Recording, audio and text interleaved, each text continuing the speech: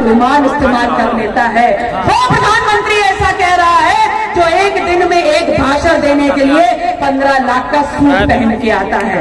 वो कह रहा है कि जाओ किसानों, तुम्हारे सम्मान के लिए तुम्हारी सम्मान निधि वो लाल लाल करारा 2000 का नोट तुम्हें दे दिया है। वो उसमें कहता है खुशियां भी बटोर लो, बच्चों की शादी भी कर लो, शिक्षा भी कर लो, और जो कुछ निपटाना है सब निपटा लो। तो मैं आपसे कहने आई हूं कि इस बार अगर ये 5 किलो राशन दे तो रख लेना, 10 किलो दे तो रख लेना, 20 किलो दे तो रख लेना, 2000 दे, 20,000 दे, जो दे वो रख लेना। ये इनके बाप के घर का अनाज नहीं है, ये आपके और हमारे खेतों का अनाज है। और जो नोट आपके बीच में करारे करारे फेंके उनको भी बटोर लेना। ये नोटबंदी के बाद हमारी जेबों से निकाल के ही तो हमको कंगाल कर दिया है। आप लोगों को सिर्फ इतना कहना चाहती हूँ कि 2014 में बड़ी चालाकी से निकाले थे आपके जेब का एक एक वोट और बनाई थी प्रचंड बहुमत की सरकार। 2019 में नोटबंदी करने के बाद निकाल लिए आप लोग के जेब के एक एक नोट, और 2024 में अगर इन झुट्टों के चक्कर में पड़े तो इस बार जाएगी शरीर की लंगोट और नंगे हो जाएंगे आज समाज और परिवार के सामने। आप बता नहीं पाएंगे कि आपने अपनी संवैधानिक ताकत का क्या इस्तेमाल किया। और उधर देखिए, अभी कुछ दिन पहले मैंने एक भाषण सुना, वो कह रहे थे कि अगर हमारी सरकार नहीं बनी तो राम मंदिर में ताला लग जाएगा। अरे माननीय मोदी जी, आप भविष्यवक्ता मत बनिए और ये मत बताइए इस देश में आगे क्या होगा। आप पहले ये बताइए कि आपके शासनकाल में इस देश में क्या क्या हो गया। आपके इसी देश में आपके शासनकाल में कैसे आपने लोगों की जेब पे ताला लगा करके नोटबंदी कर दी, इस बात का जवाब दे दीजिए।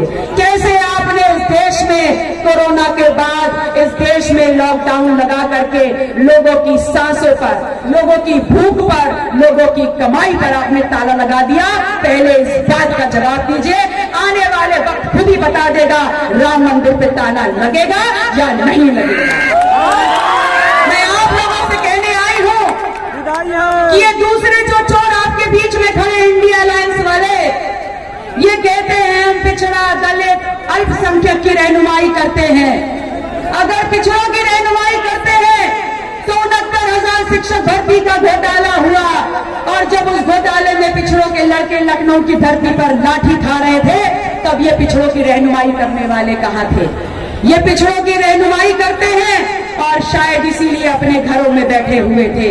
मैं इनसे सवाल पूछती हूँ और आपके माध्यम से सवाल पूछती हूँ कि क्या पिछड़ों में सिर्फ यादव आते हैं?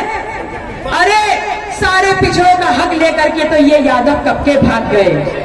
और आज जो यादव पिछड़ों की बात कर रहे हैं वो इतने अगड़े हो गए हैं कि ठाकुरों में अपनी रिश्तेदारियां कर रहे हैं। वरना बताइए कौन पिछड़ा कुर्मी है, कौन काछी है, कौन कहार है, कौन पाल गडरिया है, कौन मौर्य है जो ठाकुरों में अपनी रिश्तेदारियां कर रहा है।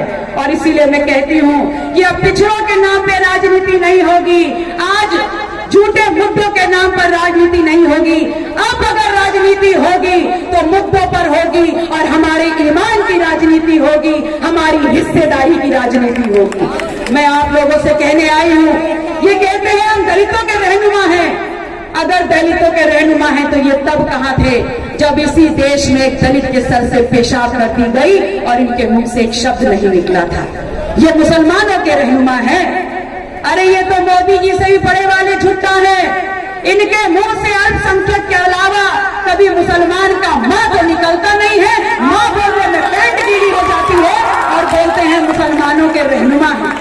आज जब इस देश में मुस्लिम रिजर्वेशन की बात हो रही है और तमाम भारतीय जनता पार्टी के लोग बोलते हैं कि अगर मुसलमानों को रिजर्वेशन दे दिया तो पिछड़ों का रिजर्वेशन की लूट हो जाएगी, तो जिनको जो अपने आप को तथाकथित ये मुसलमानों के रहनुमा समाजवादी पार्टी वाले लोग अपने मुंह से ये बोलने को तैयार नहीं है कि हमारे शासनकाल में ना पिछड़ों के साथ अन्याय होगा और ना मुसलमानों के साथ अन्याय होने देंगे। लेकिन हमारी मानसिक स्थिति देखिए, हम पिछड़ों दलितों की, हम मुसलमानों की, कि जो हमारा नाम तक नहीं ले रहा है हम उसके नाम पर अपनी जवानी कुर्बान करने चले हैं।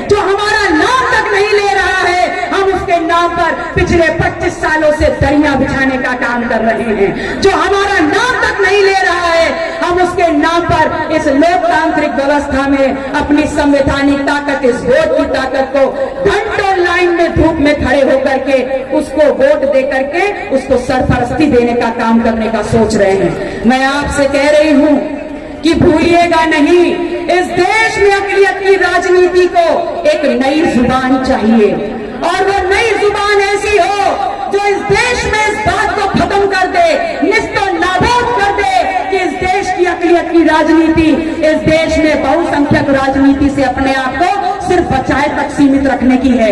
बिल्कुल गलत। वो नई आवाज इस देश में इस बात को साबित करेगी कि अगर बॉर्डर पे मुसलमान खड़े होकर देश की रक्षा कर रहा है, अगर खेतों में उतर करके मुसलमान देश की आजाद पैदा कर रहा है, अगर अपने हाथों के हुनर से ये देश को दुनिया में ख्याति दिला रहा है, तो इस देश में लड़ाई मुसलमानों की हक और अधिकार और हिस्सेदारी की है, और संवैधानिक हिस्सेदारी की है।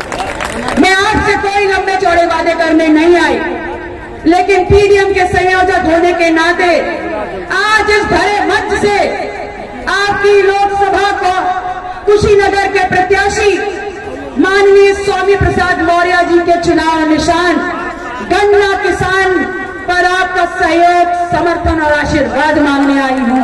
और जब आप अपनी संवैधानिक ताकत का इस्तेमाल करने के लिए 1 जून को अपने पोलिंग बूथ पे जाएंगे, तो आपको ईवीएम मशीन पे नंबर 6 पर माननीय स्वामी प्रसाद मौर्य जी के चेहरे के साथ उनका चुनाव निशान मिल जाएगा। उसको इतनी ताकत से दबा दीजिएगा कि जब 4 तारीख को ईवीएम की पेटियां खुले, तो ये गन्ना किसान स्वामी प्रसाद मौर्य जी को लेते हुए सीधे उस सदन में जाए जहां पर माननीय असदुद्दीन ओवैसी साहब बैठे हुए हैं, ताकि मिल करके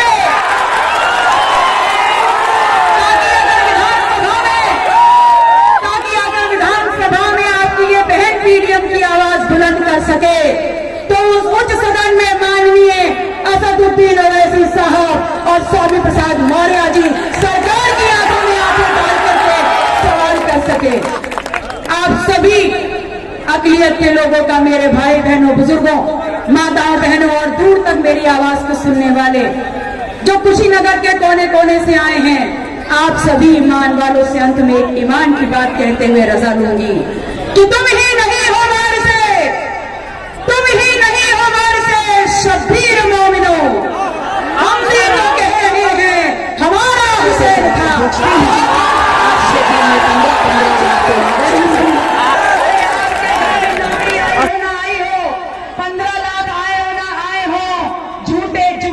आदरणीय श्री स्वामी प्रसाद मौर्य जी को मंच पे आमंत्रित करता हूँ। आदरणीय श्री मौर्य जी, मंत्री उत्तर प्रदेश।